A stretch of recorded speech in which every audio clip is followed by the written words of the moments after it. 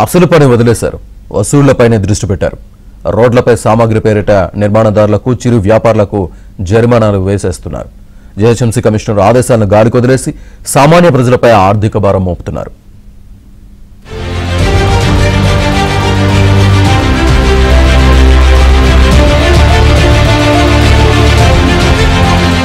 నిర్మాణ రంగ వ్యర్థాల అక్రమ డంపింగ్ నియంత్రణపై ప్రత్యేక దృష్టి సారించాలని పట్టణ ప్రణాళిక విభాగాన్ని జీహెచ్ఎంసీ కమిషనర్ కొన్నాళ్ల క్రితం ఆదేశించారు. అయితే అధికారులు ఆ విషయాన్ని వదిలేసి సామాన్య ప్రజలపై ఆర్థిక భారం మోపుతున్నారు.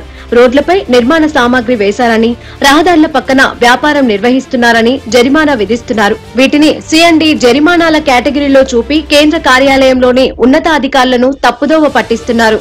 ఫుట్పాత్ల ఆక్రమణల పేరిట చిరు వ్యాపారులకు జరిమానా విధిస్తున్న యంత్రాంగం దుకాణాల ముందు ఫుట్పాత్, రోడ్లు ఆక్రమించి వస్తువులు ఏర్పాటు చేస్తున్న వారి జోలికి వెళ్లడం లేదు. నిర్మాణ రంగ సామాగ్రి విషయంలోనూ ఇదే తీరు.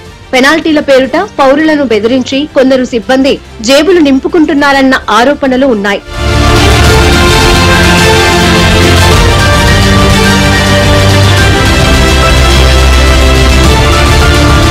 ఇప్పటి వరకు 50 లక్షల వరకు C&D పెనాల్టీ విధించినట్లు బల్దియా వర్గాలు చెబుతున్నాయి. అయినా చెరువులు, నాలాలు, ఖాళీ స్థలాల్లో అక్రమ డంపింగ్ కొనసాగుతోంది.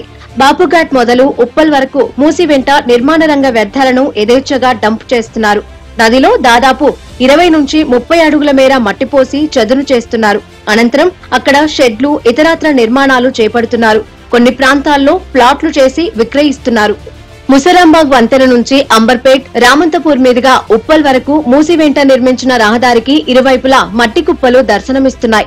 కూకట్పల్లి, శేర్లింగంపల్లి, చందానగర్, మియాపూర్, మాదాపూర్, కాప్రా, నేరేడ్మెట్, జీడిమెట్ల, గాజుల రామారం తదితర ప్రాంతాల్లోని చెరువుల్లోనూ అక్రమంగా నిర్మాణ రంగ వ్యర్థాలు డంప్ చేస్తున్నారు.